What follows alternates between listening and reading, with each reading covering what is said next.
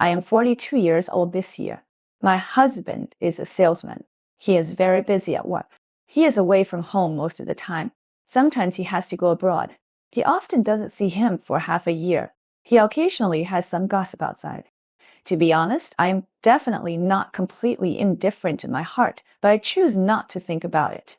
First, he has a high income and can provide good material conditions for the family. Second, he is very good to me and buys me all kinds of luxury goods every time he comes back. To be fair, our relationship is generally good. Last year, my son went to high school and started living on campus. I work in human resources management in a shopping mall. My job is quite easy. Every day when I get home from get off work, I feel that my life is empty. I usually pay attention to maintenance and love to wear a branded fashion. I look like I am in my 30s. I don't know from which day I suddenly had an idea in my mind. I want to find a man to kill this boring time. I know in my heart that I can't find acquaintances, nor can I find colleagues in the same field. There is no way. I can only try my luck on dating apps. In fact, I knew that what I was looking for on this app was, to put it bluntly, a sex partner. I wrote 2 words in my personal description on the dating app, young woman. Unexpectedly, someone approached me soon. I picked a person who looked pleasing to the eye to meet. During the meal, everyone knew what was going on. As soon as he opened his mouth, he asked me, "Do your breasts sag?" At that time, I felt very humiliated and felt very uncomfortable. After the meal, I ran away quickly with the excuse that I had something to do. After returning home, I reflected on myself and felt that I was still not able to let go. If I couldn't let go, what was the point of playing? In this way, I didn't use the dating app for 2 or 3 months. But later, I couldn't help it and downloaded it again. When I opened it, wow, there were dozens of people who asked me out, and some of them looked like I was liking them. This time I didn't dare to meet in person and chatted with the other party on the phone first. As a result, the topic of sex came up. He asked me whether I gave birth to my child by natural birth or cesarean section. I said it was natural birth, and he replied, "Oh." I knew what he meant. The quality of sex life might be affected after a normal birth. At that time, I felt a little inferior and unhappy. I asked him how old he was. He sent me a picture of his genitals. I was so shocked that I almost vomited. It seems that I am still a conservative person in my bones. This time it was a failure again. Later, I met an unmarried young man. He said that he had a strong desire and said that he had taken a fancy to me.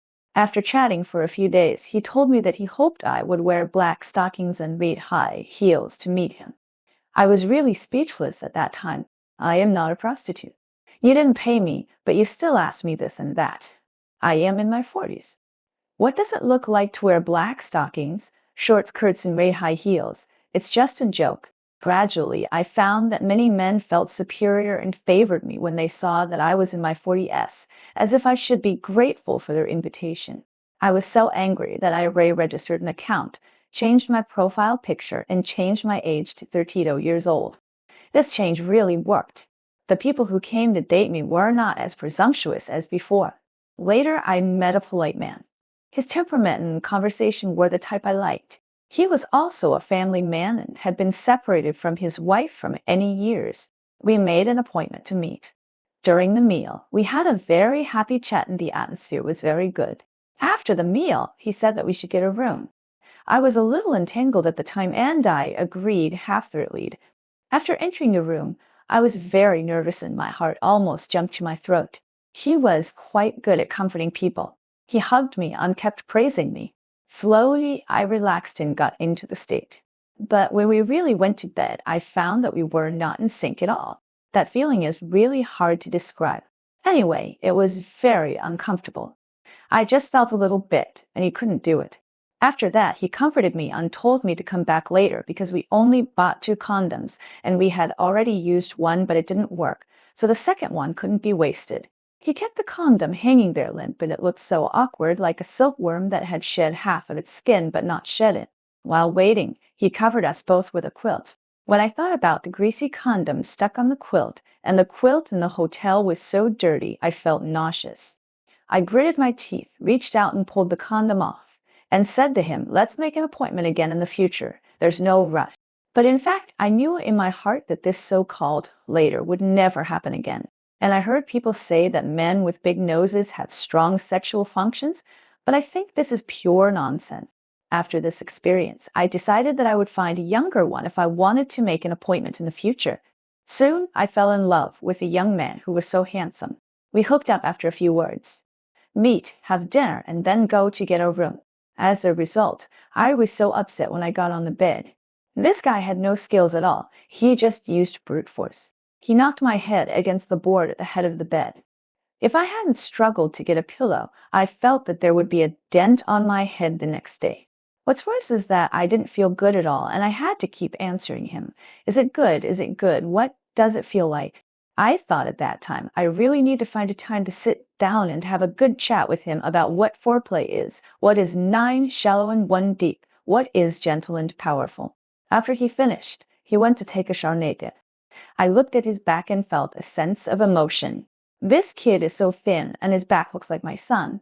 When he came back from the shower, I asked him and found out that he was still in college. I felt very guilty at that time, thinking that I'd done something wrong, so I took out 1,000 yuan from my wallet and gave it to him. He said at first that he didn't need it, saying that he had a scholarship. But I could see that he actually wanted it, so I stuffed the money into his jeans pocket, and he didn't refuse. His jeans were on the luggage rack. When I returned to the bed, he hugged me silently for a while, and neither of us spoke. At that time, I was thinking, my son has grown up. If my son is like this outside, how distressed and angry I would be. The next morning, the boy asked me if he wanted to buy me food and send it up, and I was quite touched at the time. I advised him to have a good relationship, and he told me that girls nowadays are too realistic, and they always ask you to buy them iPhone 7 and iPhone 8, which is particularly snobbish. He can't catch up with the pretty ones, and the ugly ones still think they are beautiful. Besides, he is about to graduate, and he is thinking about the postgraduate entrance examination, and he doesn't want to delay others. After the young man left, I was full of guilt and immorality, so I blocked him. Then I found another young man who just started working. He may have seen that I am older and I am unwilling to pay for meals and hotel rooms. After entering the room, he only wanted me to give him a blowjob, but he himself was unwilling to help me. I felt very boring at the time and thought to myself, have I been so cheap? I also decisively blocked him. I have been tossing and turning on this road of hooking up for half a year, and there's really no one who can be fully compatible with each other the first time. It is really difficult for two people to fit in, and it is not a simple exercise that can make people feel comfortable. Sometimes the feeling is not good at the beginning, and it is even more difficult to play well later. Sometimes the two people can't talk to each other at all, and the interest is gone all of a sudden. Sometimes you have to be on guard against the other party being a liar, afraid of being secretly photographed, and the whole person is highly nervous. Sometimes the other party is just selfish, and I want to push him off halfway. Slowly, I found that for women, sex is not the most important thing.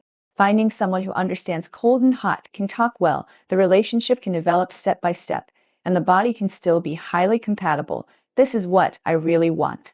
But I thought about it again and felt that I was too greedy. If I really met such a person, I would definitely not be able to handle the situation properly, and in the end, it might even affect both families. I have been on a date about 10 times, and now I understand everyone just wants to be comfortable and doesn't want to pay more. Some people deliberately choose cheap dishes when ordering, and the conditions of the hotels they open are terrible. They don't want to fall in love with me. They must be thinking about saving costs. It's really boring. This kind of hookup behavior not only wastes time, but also affects the mood. Sometimes when I read other people's hookup experiences, saying how indulgent and wonderful they are, I think, maybe I'm just born with bad luck. I have never had a good hookup experience. Another time, the other party was a teacher. Maybe he was more cautious, worried that I had a sexually transmitted disease or something before doing it. He actually opened my legs and looked at me carefully with glasses. My posture at that time was like giving birth to a child. I laughed out loud, and after laughing, I felt particularly disgusted. Later, I deleted all those dating apps from my phone. My husband came back a few days ago, and we had a good couple's life for 2 days. I felt very at ease and had a sense of happiness. Thinking back to the absurd things that happened in the past 6 months, I really wanted to ask my husband, what were those fleeting relationships you had outside like? Were they all smooth sailing, or did they also bring shame and trouble? But in the end, I didn't ask anything. I thought to myself, if he really had someone who was particularly satisfactory outside, he would have run away long ago. Why would he buy me a lot of things? Why would he give me his bank card for safekeeping? And why would he put family and children first? Although there have been some minor frictions between us, he is still the best person to me so far. We have come a long way stumbling, but we've also experienced ups and downs together. I really shouldn't have been confused by those so-called fashionable behaviors on the internet. I really can't afford to play with them psychologically, energetically, and emotionally. So I understand now that it is not too late to cherish the ordinary life from now on. In the future, I will stay with my husband and my children and live our little life well.